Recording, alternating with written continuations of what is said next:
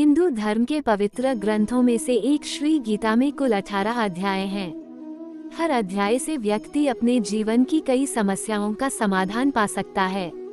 आइए आज जानते हैं गीता के दूसरे अध्याय का महत्व और लाभ। श्रीमद् भगवद गीता के जरिए व्यक्ति अपने जीवन की कई समस्याओं का हल खोज सकता है। दरअसल गीता में महाभारत युद्ध के दौरान कुरुक्षेत्र में भगवान श्री कृष्ण ने जो उपदेश दिए थे वो सभी गीता में बताए गए हैं। श्रीमद् भगवद गीता पवित्र ग्रंथों में से एक है। गीता में ज्ञान, भक्ति और कर्म योग को बहुत ही अच्छे ढंग से समझाया गया है। तो आइए जानते हैं गीता के दूसरे अध्याय का महत्व और लाभ। श्री नारायण जी बोले, हे लक्ष्मी, दक्षिण देश में एक पूर्ण नाम नगर था। वहाँ एक देव सुशर्मा बड़ा धनवान रहता था। वह साधु सेवा करता था।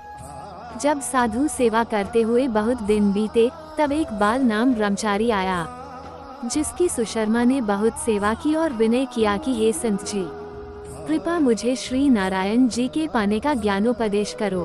तब ब्रह्मचारी बोले, मैं तुझे गीता के दूसरे अध्याय का पाठ सुनाता हूँ। देव सुशर्मा ने कहा कि गीता जी के दूसरे अध्याय को सुनने से कोई आगे भी मुक्त हुआ है क्या?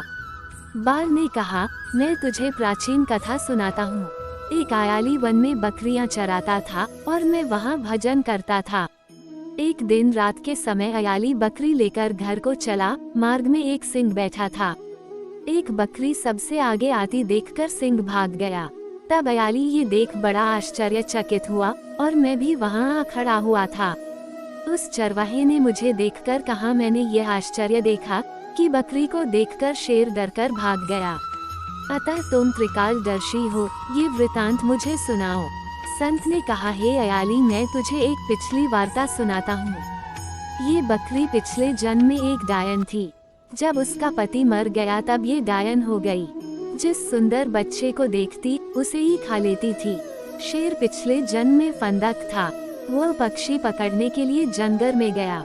ये डायन भी वहाँ पहुँच गई। डायन ने उस फंदक को खा लिया। अब ये फंदक बन गया है, इसलिए बकरी को देखकर उसे लगा वह अब भी मुझे खाने आ रही है। तब अयाली ने कहा कि मैं पिछले जन्म में क्या था? संत बोले, तू पिछले जन्म में चांडाल था।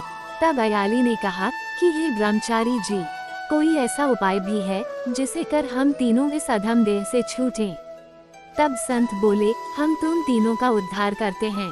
एक बात सुनो, भयानक पर्वत की कंदरा में एक शिला थी। उसमें श्री गीता जी का दूसरा अध्याय लिखा हुआ था। मैंने उन अक्षरों को उस शिला पर देखा था। अब मैं तुम्हें मन, वचन और कर्म एकाग्र करके सुनाता हूँ, तुम श्रवण करो। संत ने जब गीता जी के अक्षर सुनाए तो उनको सुनते ही तुरंत आकाश से विमान आया और उन तीनों को विमानों पर बैठाकर बैकुंठ लोक ले गए।